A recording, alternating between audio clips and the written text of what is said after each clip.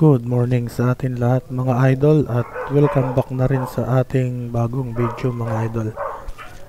Ayan, tapos na tayo mag-install ng ating flashing, wall flashing at wall capping mga idol at ng ating ridge roll mga idol.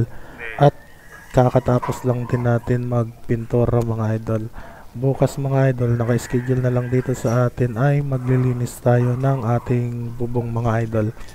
Babalisin natin yung ating yero, pati yung gutter mga idol, lilinisin na lang natin mga idol.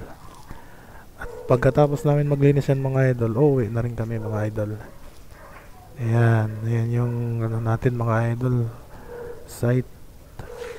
Tapos na mapinturahan yan mga idol, linis na lang talaga bukas yan mga idol.